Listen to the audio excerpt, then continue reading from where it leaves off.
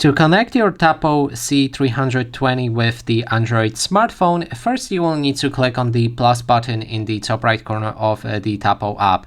Also, I should mention that you can download this app from Google Play Store, and you need it to actually perform a setup. So download this app, log in or create your account, and then you can click on this plus button that I've mentioned. Now it would be a time to connect your camera to the power source. Mine is already connected, and as you can see on the LED lamp right here, it's blinking red and green. So it's ready for the pairing, but if yours is not, then you will need to perform a reset. You can find it right here behind the plate that is protected by two screws. There's a button right there that you need to press on to reset your camera. Just hold it for around 10 seconds. If you need further help, then you can watch our reset video for this camera. Now in the search for add device, we need to look for C320 and select it from the list. Go for the wireless or Ethernet method if you have a wire connection connected to the camera. For the internet, then you can use the Ethernet. If you go for wireless, then you'll be able to connect your camera with the Wi-Fi network. Now in the next step, when our camera is ready, as I said, for the pairing, we'll need to connect our phone to the camera Wi-Fi.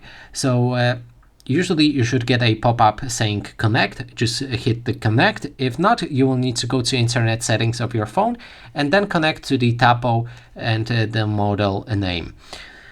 Now we can select the Wi-Fi network that we want to connect with our Tapo camera, and I'm gonna enter a password for this network off screen.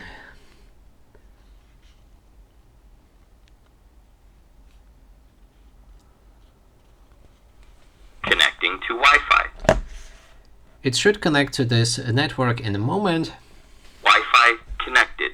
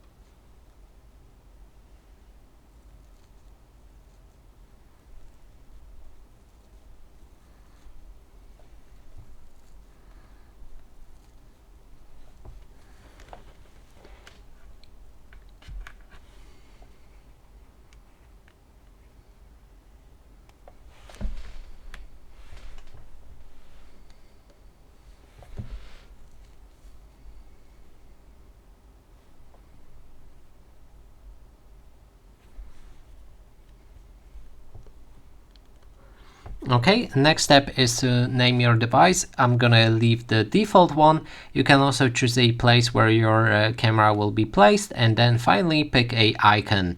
Now when everything is ready, you can learn mount to the wall instructions or click on sounds good to skip it. There's also a subscription service that you will need to pay for. After 30 days trial, I'm gonna skip it. You can go for it if you like. There's also option to set up your local storage by inserting SD card in the camera, and I've also made tutorial for that if you're interested. Then the firmware update will automatically update your camera at the time visible right here.